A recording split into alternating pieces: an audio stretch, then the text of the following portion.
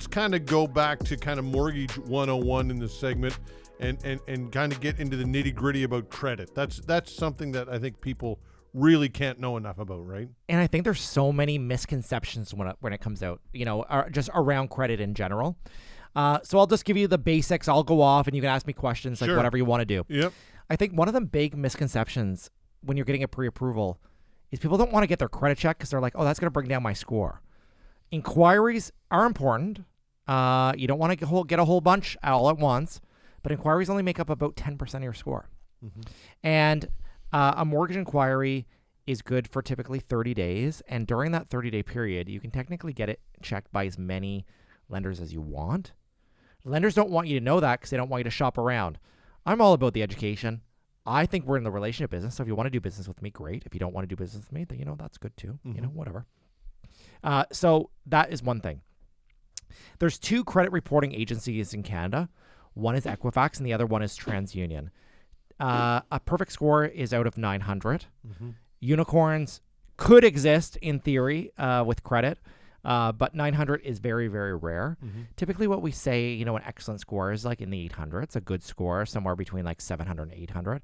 And below 700, we'll start asking you some questions to be like, what's going on here? We'll start digging deeper into what's going on in the credit bureau. We'll see. Not 100% sure exactly what's going on there. And, the one thing that really impacts credit is obviously repayment history. Mm-hmm. The other thing is utilization. So let's say you have a $10,000 limit, but you have a $10,000 balance. That's going to bring your score down. Bad. Typically anything over 35% of leverage on the revolving accounts will bring that score down. Mm-hmm. You can always change your utilization. That is something you can impact from month to month. What you can't change is missed payments. I see people missing payments for like a $10 payment, Mm-hmm.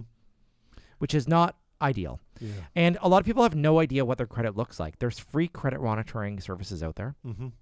BorrowWell is one of them. You can download it on the App Store. And that is tied to Equifax. There's also Credit Karma, and that will bring in the data from TransUnion. Some of our listeners also, based on their online banking, some banks will offer credit monitoring as well. Yep. It might be a little bit diluted, Mm-hmm. but at least it'll give you an idea about where things sit. And sometimes there's errors on people's credit bureaus. Like we fix them. I just fixed some things on Equifax the other day. We do have a process as mortgage brokers to fix things when there's errors, which do happen. Mm-hmm. But I do think it's important. Like if you're going to be doing a renewal or a refinance or buying your first home, know what's going on with your credit. It's so important. It's definitely one of those key cornerstones on buying a house. And if your credit's not so good, doesn't mean you can't get a mortgage, but maybe you need to put a bigger down payment down. Mm-hmm. Or maybe your interest rate might be a little bit higher depending on kind of like what the setup is. But there certainly are alternative solutions for people that don't have perfect credit for whatever reason. What type of information do you have to give these credit? Because some people have concerns about privacy, right? Yeah. And legitimately so, right? I think that's a concern. So what social insurance number? What do you need to hand over to these companies? Minimum.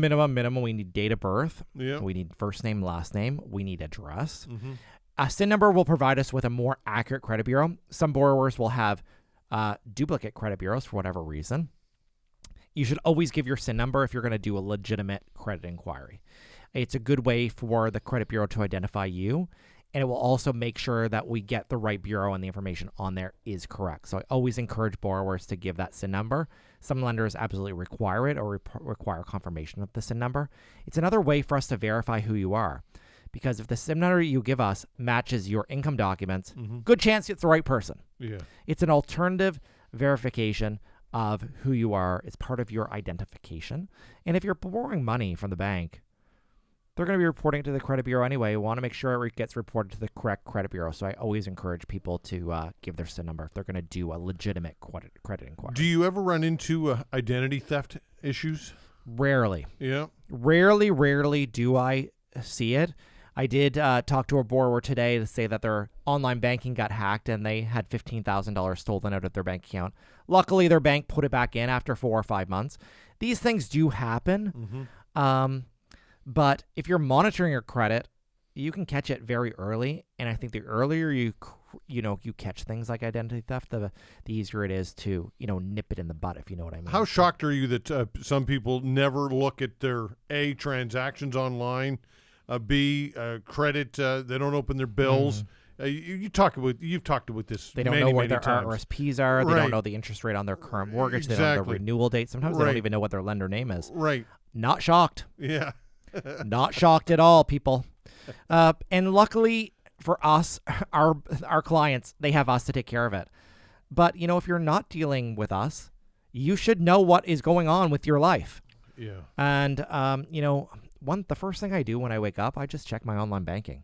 I want to see, what went through my account. Did anything go in? Did anything get charged to my credit card?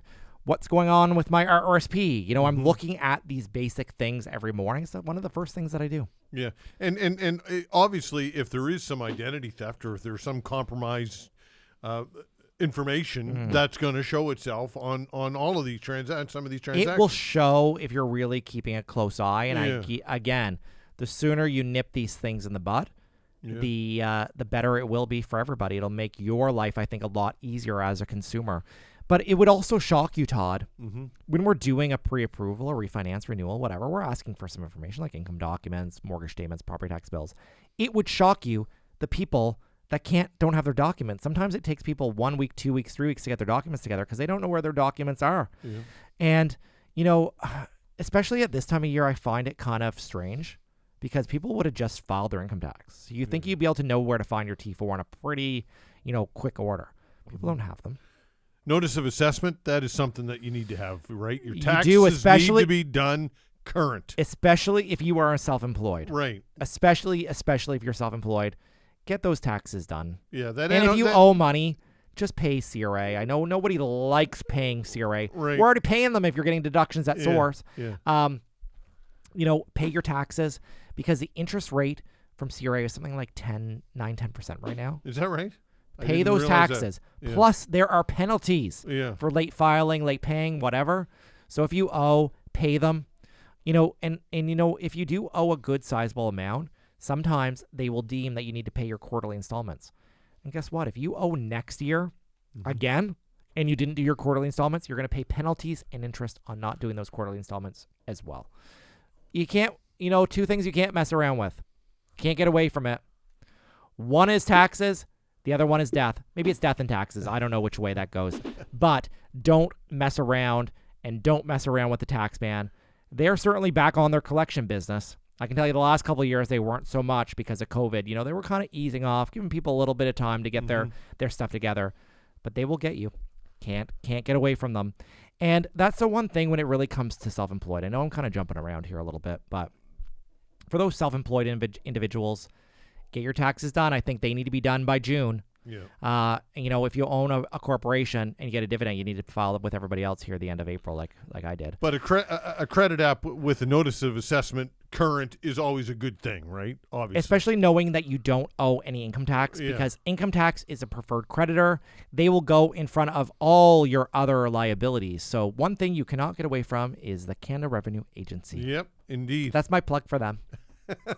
Pay those taxes. And let me tell you, as a mortgage lender, as a broker, I'm collecting a lot of tax for CRA because I'm sending people in to pay those tax bills all the time. So they can send me their Christmas cards that they send me every year. All right. So if people listening are intrigued by what they're hearing and they want to know more about what you do, what are direct people the best way to check it all out? Check us out online at teamclinton.ca/radio. We have hundreds of blog posts. We have a secured online application. I think we might be one of the first brokerages around to have a secured portal where you can do your online application at your own pace. We also have links to our rates, social media. You can see what Todd and I look like. And, we thank everyone for all the business and all the support over these years. And, I thank everybody for tuning in. We love doing Mortgage 101.